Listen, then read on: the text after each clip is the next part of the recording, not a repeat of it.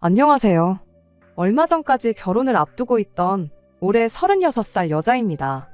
남들보다 늦게 하게 된 결혼이니만큼 좋은 짝을 만나 인생의 2막을 시작하게 되었구나 하는 기대를 가지고 있었어요. 지금은 다 물 건너간 이야기이긴 하지만 말이에요. 제가 이 나이가 되도록 결혼을 안 한 데에는 나름의 사연이 있습니다. 바로 돈 때문이었어요. 과거 저희 아버지께서 빚 보증을 잘못 써는 바람에 가정 형편이 정말 안 좋아졌었거든요. 어찌어찌 있는 돈 없는 돈 털어서 대학을 갈 수 있었고 졸업까지 할 수 있었는데 그 후 취직하고부터는 거의 집안의 가장 노릇을 해야 했죠. 그 덕에 한참 남들은 결혼 준비할 시기에 돈 번다고 홍기를 놓쳐버리게 되었던 거예요. 그래도 10년 가까운 세월, 내 가족이 노력해서 2년 전 모든 빚을 갚을 수 있었습니다.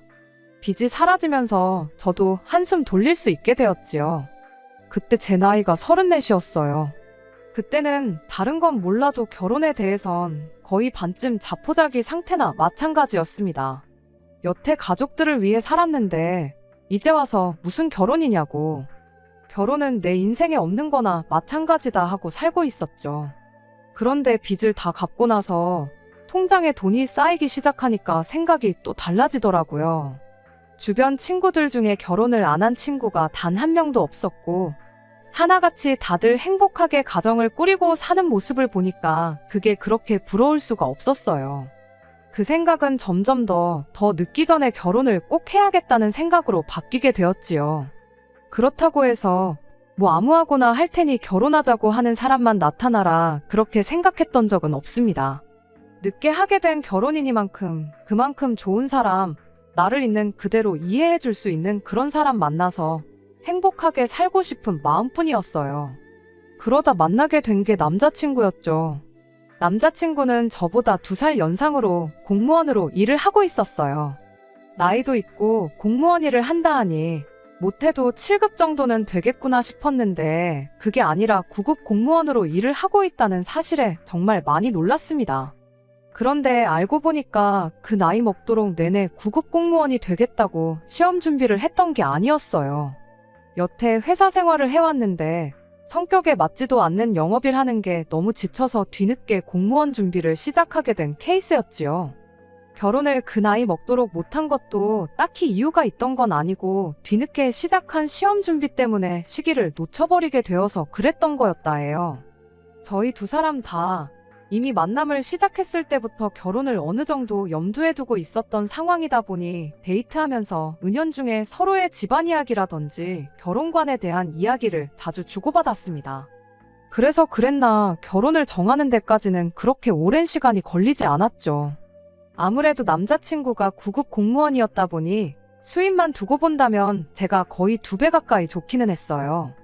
저는 학원 선생님으로 일하고 있는데 페이가 세다 보니 공무원하고 비교해봤을 때 당연한 일일 수밖에 없었습니다. 그래도 모아놓은 돈만 두고 보자면 저는 이제 막 가족들 빚 청산하고 2년 전부터 겨우 모으기 시작했던 거다 보니 남자친구가 저보다 훨씬 많았어요. 거기에 제 직장 특성상 제 이름으로 학원을 차리지 않는 한 수명이 짧은 직업이다 보니 안정적인 측면에서 보면 공무원인 남자친구의 조건이 훨씬 더 좋았습니다. 그렇다 보니 암만 제가 남자친구보다 벌이가 2배 가까이 좋다고 한들 누가 더 잘났고 못났고를 판단할 수 있는 게 아니라 생각했어요. 아무튼 그때 직업과 벌이에 대한 이야기를 나누다가 그때 남자친구의 가족관계나 가정사에 대해서도 어느 정도 알게 되었어요. 회사 일이 그렇게 맞지 않았으면 진작에 다른 직장을 구해보던가 좀 더 일찍 시험 준비를 하지 그랬냐 하고 물었더니 알고 보니 남자친구도 가정 형편에 얽힌 스토리가 있었더라고요. 아버지가 일찍 돌아가시고 어렸을 때부터 홀어머니 손에서 자랐다 보니 당장 어려운 형편에 빨리 시작할 수 있는 일이 영업일이었다고 합니다. 그리고 자기가 가장 노릇을 했어야 했다 보니 적성에 안 맞는 걸 알았다고 한들 당장 다른 직장을 구할 여건이 되지 않았었다네요. 경력이 쌓이면 이직이 될까 싶었는데 아무래도 배운 일이 영업일밖에 없었다 보니 이직을 한다고 해도 똑같은 영업일 자리밖에 구할 수밖에 없었다고 해요.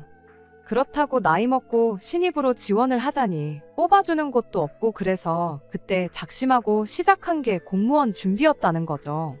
저도 비슷하게 집안의 기둥 노릇을 했어야 했다 보니 그게 얼마나 큰 결심인지는 말만 들어도 알 수 있었습니다. 다만 당장 공무원 준비를 한다고 하면 수입이 사라지게 되는 건데 어떻게 용케 공무원 시험을 칠 결심을 했느냐고 물었더니 그때서야 예비 시누이 이야기를 꺼내왔어요. 남자친구 위로 2살 많은 누나가 있어요. 군대를 다녀와야 하는 남자친구와는 달리 바로 졸업하자마자 일을 시작할 수 있었음에도 불구하고 그때 당시 예비 신우가 따로 직장을 구하지 않았답니다. 여자는 시집만 잘 가면 되는 거라면서요.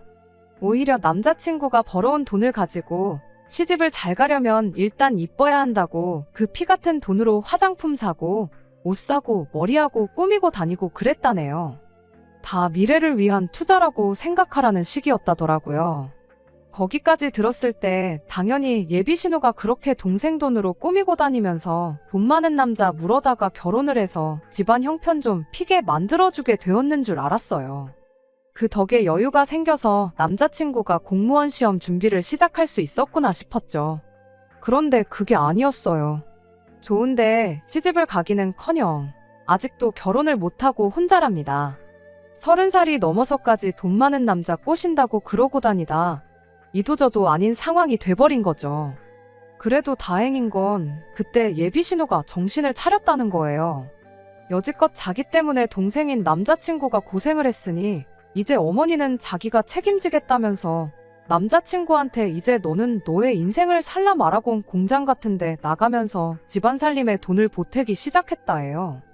그 덕에 남자친구가 시간적으로 경제적으로 조금 여유가 생기기 시작했던 거고요.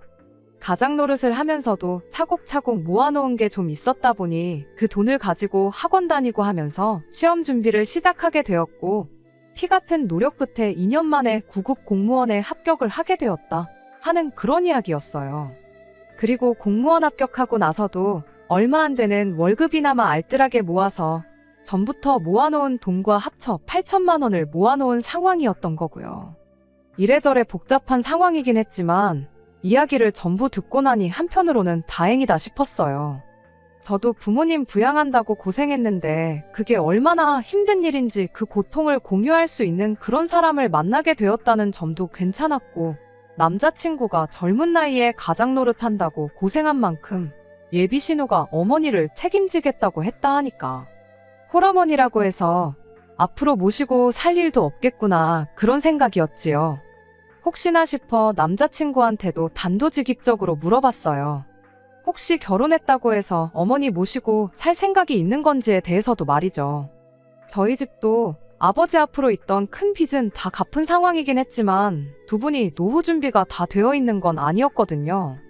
그런데 제 나름대로 여지껏 고생한 게 있는데 두 분 노후가 안 되어 있다고 해서 모시고 살고 그래야겠다 생각해 본 적은 단 한 번도 없다고 그렇게 제 상황도 이야기해줬지요. 남자친구도 제 말을 듣고 절대로 어머니를 모시고 살 생각이 없다고 그 부분은 걱정 말라고 하더라고요. 자기도 좋은 시절 가장 노릇하느라 청춘을 바친 게 있는 만큼 앞으로 모시고 살 생각은 없다고요. 대신 누나, 그러니까 예비 신우가 앞으로 결혼을 해서 가정을 꾸리게 된다면 어머님은 혼자서 지내셔야 할 테니 그때 돼선 예비 신우가 50만 원, 자기가 50만 원 해서 어머님한테 달에 100만 원 정도는 드릴 생각이 있다고 솔직하게 말을 해주더군요. 9급 공무원 월급에 50만 원이면 꽤 큰 돈이긴 하지만 저 또한 저희 부모님 노후가 안 되어 있는 상황이었다 보니 차라리 그렇게 하라고 하고 저도 똑같이 부모님한테 50만 원을 보내드리면 공평하겠구나 하는 생각이었어요. 그렇게 남자친구 말 하나만 믿고 결혼을 하는 쪽으로 마음을 굳히게 되었습니다. 그때 이 말을 듣자마자 가족들한테는 50만 원 외에는 아무것도 안 하겠다, 지장 찍고 각서까지 써야 했었던 걸까요? 본격적으로 결혼 준비를 시작하고 나니 뭔가 상황이 달라지고 있구나 싶은 느낌이 들기 시작했거든요. 특히 결혼 준비 시작하고 얼마 지나지 않아 전해 듣게 된 충격적인 소식 때문에 더더욱이 이게 맞는 건가 하는 생각이 들었어요. 바로 남자친구의 누나, 그러니까 예비 신우가 난데없이 출산을 했다는 소식을 들으면서입니다. 그게 예비신호 이야기를 남자친구한테 처음 들은 지 3개월도 안 지나서의 일이니 충격적일 수밖에 없었지요. 결혼을 아직 안 했다고 들었는데 아무리 만나는 남자가 있었다고 한들 혼전 임신 소식이면 모를까 난데없이 혼전 출산이라니 이건 또 무슨 말인가 싶었어요. 그것만으로도 충분히 충격적이었는데 더 충격적인 사실이 저를 기다리고 있기까지 했죠.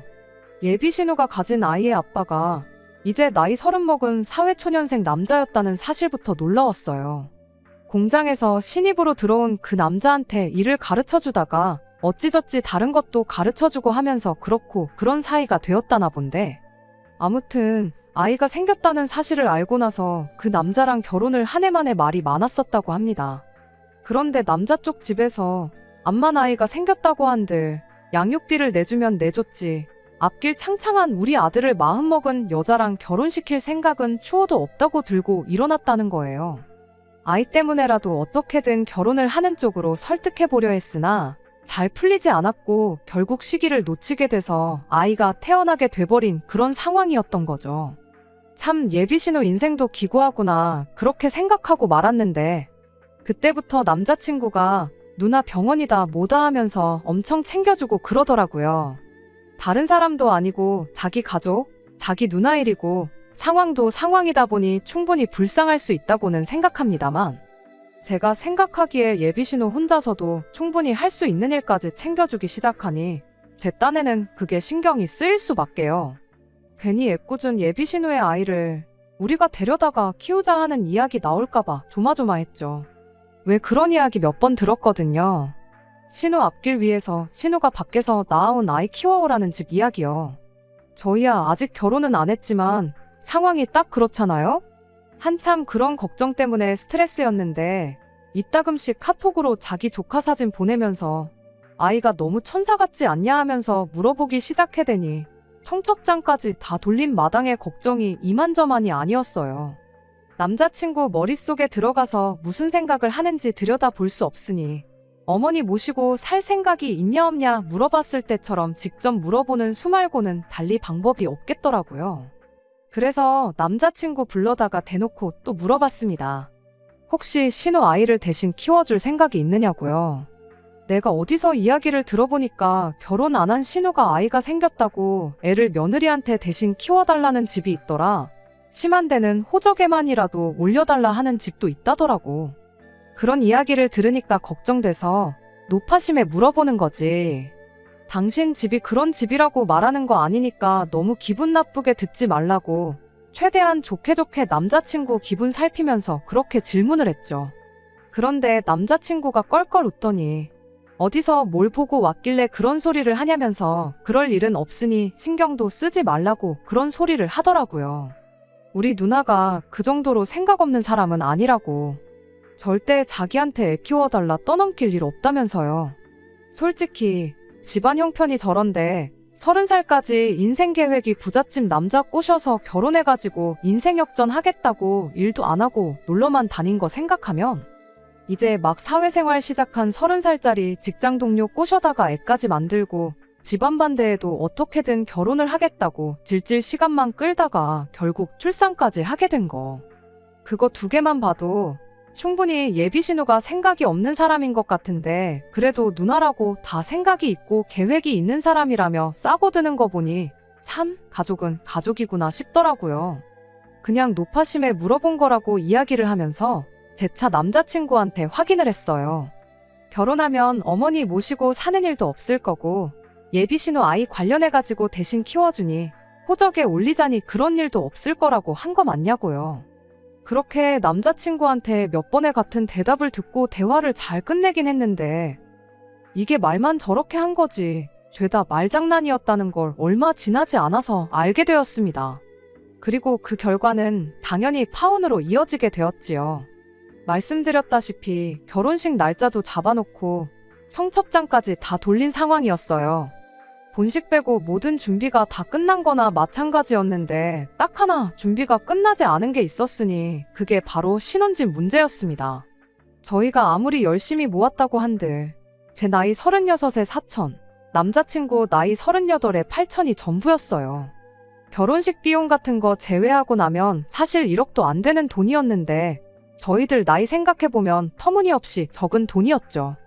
게다가 제가 학원 개업은 고사하고 이 선생님 일을 몇 살까지 더 하게 될지도 불확실한 상황도 있고 남자친구도 이제 9급 공무원 된 지가 2년 차밖에 안 되었다 보니 월급도 넉넉하다고 할 만한 정도가 아니거든요. 그런데 거기에 또 결혼하고 나면 양가 부모님 용돈으로 50씩 드리기로 했잖아요. 이미 월급이 들어오자마자 마이너스 100만 원 하고 시작하는 건데 다 늦어서 결혼한다고 경제적으로 여유가 있는 상황은 결코 아니었습니다. 그렇다 보니 신혼집을 구하는데 신중할 수밖에 없었어요. 괜히 욕심내서 감당도 못할 집을 사는 것보다야 10평 남짓한 구축 아파트를 하나 사더라도 투자 가치도 있고 실속 있는 그런 집을 찾는 게 최우선이었죠.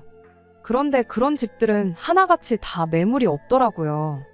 요즘 1인 가구 수요가 늘어나서 작은 평수 집이 오히려 더 거래가 활발하다는데 아마 그 때문이 아닐까 싶었습니다. 그래서 결혼식까지 한 달 코앞에 다가와 있는 상황인데도 신혼집을 아직 못 구한 상황이 와버린 거예요. 그러다가 경기권이긴 하지만 서울에 인접해 있고 조건도 꽤 괜찮은 아파트를 하나 알게 되었습니다.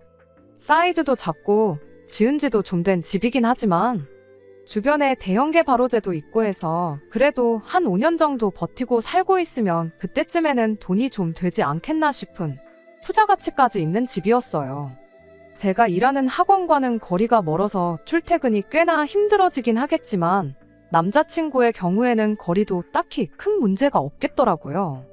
그 정도 단점은 충분히 감안할 수 있다 생각했고 여차하면 학원이야 그쪽 지역도 몇 개 있던데 아예 집 근처로 새로 일자리를 구해보는 것도 나쁘지 않다는 생각도 들었어요. 신혼집 구하는 게 워낙에 고역이었다 보니 제 마음속으론 거의 이 집에 신혼살림을 차리는 쪽으로 거의 마음을 정한 상태였습니다. 남자친구만 오케이 하면 바로 계약해서 대출 알아보고 고칠 거 고치고 곧바로 살림을 차릴 생각이었어요. 그런데 남자친구는 집을 구경도 안 해보고 싫다고 하더라고요. 경기도라서 엄청 멀게 느껴져서 그런 건가 싶어서 설득도 해봤죠. 지하철 노선도 켜다가 당신이 지금 어머님 집에서 직장으로 출근하는 것보다 내가 신혼살림 차리자는 그 집에서 직장으로 가는 게 훨씬 빠르다고. 10평 평수가 작게 느껴지긴 해도 당장 우리 둘만 사는 데는 충분하다고. 주변에 있는 재개발호재도 하나씩 찾아다가 다 보여주고 아주 열심히였습니다. 누가 보면 제가 그 집을 파는 영업사원인 줄 알았을 거예요. 그런데 끝까지 남자친구는 그 집이 마음에 들지 않는다며 실은 기색을 숨기지 않았어요. 하다 저도 답답해서 그럼 결혼식 한 달도 안 남았는데 어디서 지낼 거냐고 결혼식 올리고도 각자 부모님 집에서 따로 살림할 거냐고 그렇게 따졌더니 남자친구가 그러면 딱 일주일만 더 기다려보자고 하는 겁니다. 일주일 사이에 다른 더 좋은 매물이 나올 수도 있는 거 아니냐고요. 제가 알아온 집에는 일단 가계약금만 걸어놓자고 만약 일주일 뒤에도 다른 사람이 계약 안 하고 있으면 그게 우리 집이다 생각하고 자기도 더는 말하지 않겠다는 거예요. 그래서 그러자고 했어요. 그리고 부동산에 다시 찾아가서 남자친구는 모르게 그냥 계약금 걸어놓고 왔습니다. 일주일 내로 더 좋은 매물이 나올 리는 만무했고 제가 찾은 그 집은 정말 2번은 나오지 않을 좋은 매물이라는 확신이 있었거든요. 근데 그 사이에 누가 체각이라도 하면 정말 배가 아파서라도 몇 날 며칠 잠을 설치겠구나 싶은 생각밖에 안 들었었어요.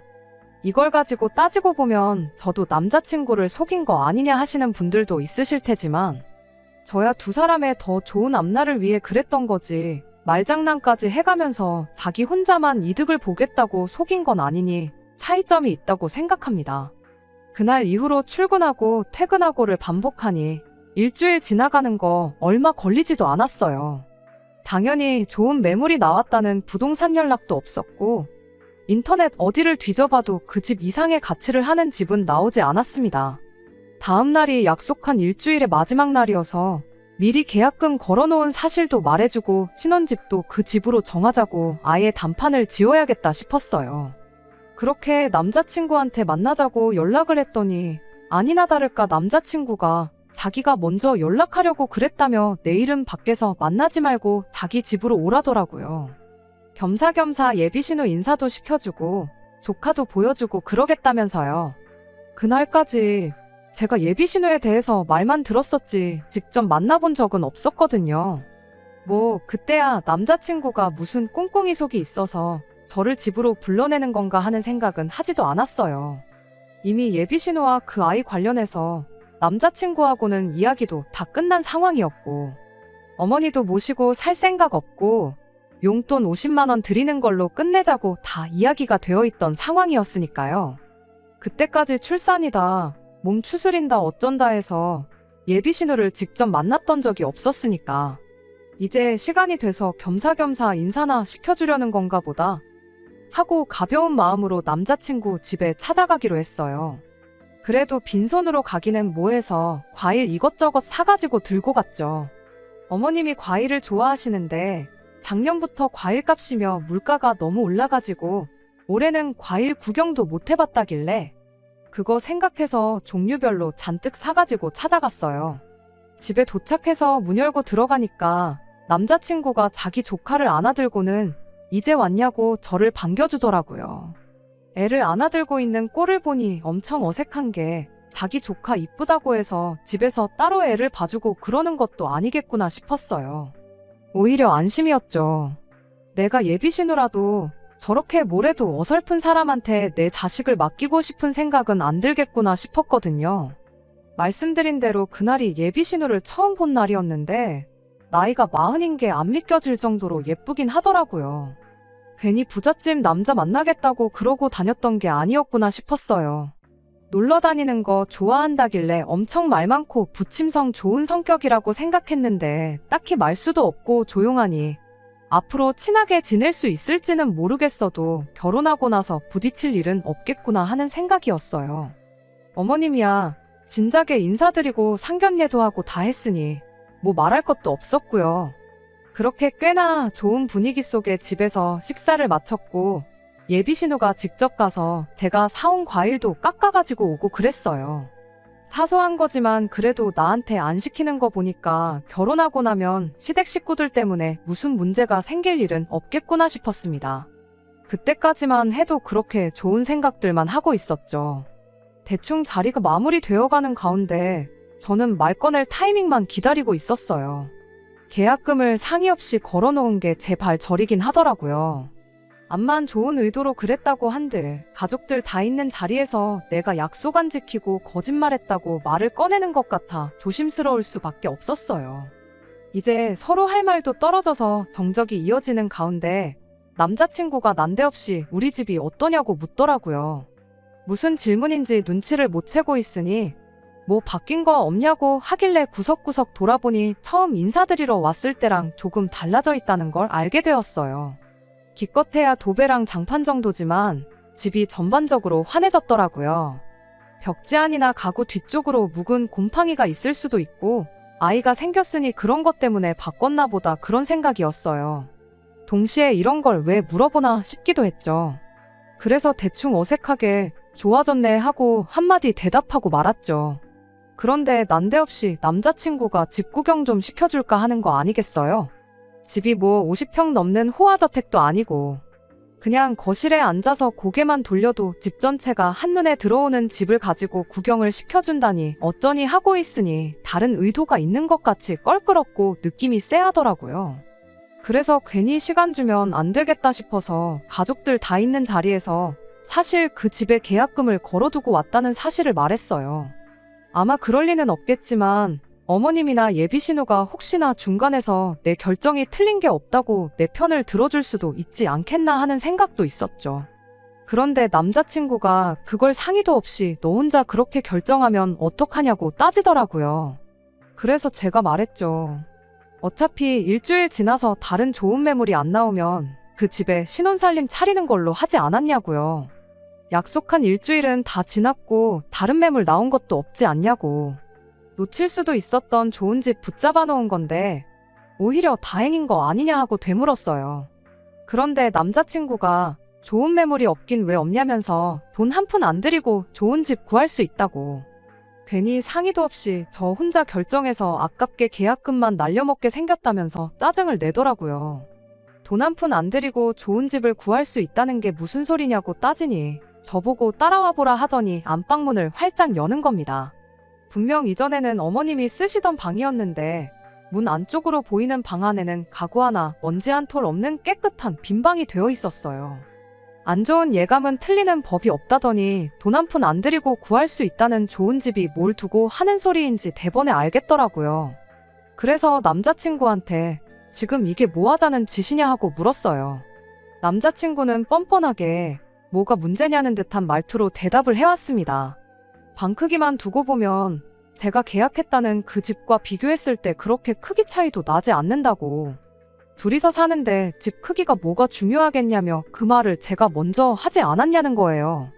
혹시나마 예비시 누나 예비시모가 정상적인 사고를 가지고 있어서 집을 미리 계약했다는 이야기를 꺼냈을 때 제 편을 들어줄 수도 있지 않을까 생각했던 제가 바보였지요. 방까지 비워놓은 걸 보니 두 사람도 한통속이라는 소리인데 그 상황에 두 사람 기분 상하지는 않을까 걱정할 것도 없겠고 그냥 해야 할 말은 해야겠다는 생각뿐이었습니다. 그래서 그 인간한테 바로 말을 꺼냈죠. 집 크기가 중요한 게 아니고 당신이 먼저 어머님 모시고 살 생각 없다고 말했고 당신 누나 아이랑 연관되는 일 하나도 없게 하겠다고 약속하지 않았냐고요. 그랬더니 자기는 말 바꾼 거 하나 없다는 겁니다. 한 집에 살자고 방까지 비워놓았는데 말 바꾼 게 없기는 뭐가 없냐고 바로 따졌는데 남자친구는 이미 만반의 준비를 하고 이날만 기다리고 있었는가 봐요. 어린 반푼어치도 없는 소리를 미리 제 반응을 예상하고 연습이라도 한 건지 그럴싸하게 청산유수처럼 뱉어내기 시작했거든요. 일단 어머님을 모시고 사는 게 아니랍니다. 일단 어머님이 전세 계약을 먼저 해지하고 보증금 돌려받으면 자기가 모아놓은 돈으로 이 집을 전세 계약을 할 계획이라는 거죠. 그렇게 되면 실질적인 집주인은 자기가 되는 거 아니겠냐는 거예요. 어머니는 이 집에 방 한 칸 얻어 살면서 우리 맞벌이 하러 나간 동안 집안일도 해주고 시간 나면 예비 신우애도 봐주시고 할 거라는 겁니다. 어머님이 집안일 대신 해주는 그 노동력을 월세 대신 받는 셈 칠 거라나요. 그러니까 말인즉슨 어머니가 내 집에 새들어 살게 되는 거니 따지고 보면 모시고 사는 게 아니라 어머니가 우리 집에 얹혀 살게 되는 거나 마찬가지라는 거죠. 거기에 또 이렇게 되면 자기는 또 어머님한테 용돈 드리기로 했던 거 그거 안 드려도 되는 거 아니겠냐대요. 매달 50만 원씩 못해도 20년은 드렸어야 할 텐데 그걸 따지고 보면 딱 지금 우리 모아놓은 돈만큼은 된다는 겁니다. 그게 결과적으로는 돈 한 푼 안 들이고 집을 구하는 거나 마찬가지라는 소리였지요. 또 같이 한 집에 산다 뿐이지 우리가 누나 애를 대신 키우자는 것도 아니지 않냐는 거예요. 누나가 누나 애를 직접 키우는 거고 어머니가 도와주시기까지 하니 우리는 조카 관련돼서 뭐 해야 할 일 아무것도 없다는 소리였죠. 그러니 자기는 말 바꾼 적이 없다는 거예요. 모시고 사는 게 얹혀 사는 게 되고 애는 애엄마가 직접 키우는 꼴이니 자기가 했던 말에 거짓이 하나 없다고 하는데 말장난을 해도 정도가 있지 어이가 없어서 뭐라 따지고 싶은 생각도 들지 않았어요. 그냥 그 길로 제 짐 챙겨서 자리에서 일어났습니다. 식탁에 보니까 제가 사온 과일 중에 사과 몇 개랑 천혜향 몇 개 남아있길래 그거 먹으라고 두고 가는 것도 아까워서 그것도 제 가방에 꾸역꾸역 챙겨서 나와버렸어요. 그래도 어머님이랑 예비신우는 염치라도 있는 건지 나가는 저한테 아무 말도 안 하고 가만히 앉아있더라고요. 집에서 나오자마자 몇 걸음 안 걸었는데 남자친구가 쫓아나와 저를 붙잡았습니다. 그 와중에도 미안한 거보다 가족들 앞에서 뭐 하는 짓이냐고 자기 체면을 찾고 있는데 참 결혼식 3주 앞두고 이런 사람이라는 걸 알게 된 게 오히려 다행이구나 싶은 생각 말고는 다른 생각이 들지 않았어요. 그 와중에 남자친구가 제 마음을 돌려보겠다고 꺼낸 변명이 더 어이가 없었습니다. 누나 아이 태어나는 거 보고 몸조리 한다고 며칠 알아놓은 거 보니까 갑자기 집안 가장 노릇하면서 없어질 뻔했던 효심이 살아났는가 봅니다. 어머니가 누나랑 자기 낳을 때 얼마나 고생하셨을지 당장 아빠 없이 자랄 조카 보니까 어머니가 아버지 없이 우리 둘을 키우면서 얼마나 고생하셨을지 생각해보니 마음이 편치 않더래요. 그래서 이렇게나마 한 집에 가까이 지내면서 행복하게 살고 싶다는 소리를 하는데 이 인간이 결혼할 뻔했던 사이라고 제 팔을 붙잡고 있는 것도 열불이 터져서 저도 모르게 제 가방을 휘둘러서 남자친구 얼굴을 한 대 쳐버렸죠. 난데없는 공격에 남자친구가 으억하고는 바닥에 주저앉았는데 참을 만큼 참아서 그랬나 무슨 방언 터진 것 마냥 입에서 말이 줄줄 나오더라고요. 누가 영업사원 출신 아니랄까봐 겉만 번지르르하게 말해놓으면 진짜 그런가 하고 속아 넘어갈 줄 알았냐고요. 차라리 어머님하고 같이 살고 싶다. 누나도 혼자 아이를 키워야 할 수도 있으니 앞으로 어떻게 할 건지 정해질 때까지 한 집에 살았으면 좋겠다. 그렇게 솔직하게 미리 말이라도 했으면 조금이나마 그러는 쪽으로 내가 생각했을 수도 있었을 거라고요. 어머님 고생한 것도 알겠고 가족들 곁에 살면서 가족들 버팀목이 되어주고 싶은 그 마음도 알겠다고요. 근데 그거 나 없이도 충분히 할 수 있는 거 아니냐고. 나는 그렇게 할 생각 없으니 하려거든 혼자서 실컷 하라고 그렇게 한마디 해주고 집으로 돌아왔습니다. 집으로 오는 지하철 안에서 어디서 자꾸 달달한 향기가 올라오길래 보니까 남자친구 집에서 나올 때 가방에 챙겨놓았던 사과가 박살이 나 있더라고요. 열받아서 가방 안에 과일 집어넣어 놓은 것도 까먹고 그걸로 남자친구 얼굴을 후려갈겼던 거였어요. 어쩐지 가방으로 한 대 맞았다고 바닥에 주저앉는 게 생쇼를 하는 건 줄 알았는데 괜히 그런 게 아니라 진짜로 아파서 주저앉았구나 싶었습니다. 그냥 뺨을 한 대 올려붙일 걸 괜히 애꿎은 가방 하나만 버리게 생겨서 기분만 더 나빠졌네요. 아무튼 그 후로 남자친구 어머니한테도 연락이 오고 남자친구한테도 몇 번의 연락이 더 왔어요. 마지막으로 온 게 예비신우한테서 온 연락이었습니다. 혹시 자기라도 같은 집에 안 살면 동생 용서해주고 그냥 결혼할 생각은 있느냐고 저한테 단도직입적으로 물어오더군요. 언니라면 그렇게 하시겠냐 되물었더니 아무 대답도 못하고 가만히 있길래 그냥 그대로 전화 끊어버렸습니다. 결국 결혼식 3주 앞두고 그렇게 파혼을 하게 되는 결말을 맞게 되었어요. 그래도 안 좋은 일만 있는 건 아니었습니다. 계약금 500만 원 걸어둔 거 날려먹게 돼서 아깝다는 생각이었는데 문득 생각해보니 그냥 이참에 저도 굳이 결혼할 때까지 부모님하고 같이 사는 게 아니라 이참에 독립을 하는 것도 나쁘지 않겠다는 생각이 들었어요. 어찌 보면 남자친구도 계속 가족들하고 붙어 지냈다 보니 마지막에 다시 가족들이 눈에 밟히게 돼서 그런 결정을 내렸을 수도 있겠다는 마음도 조금이나마 있었거든요.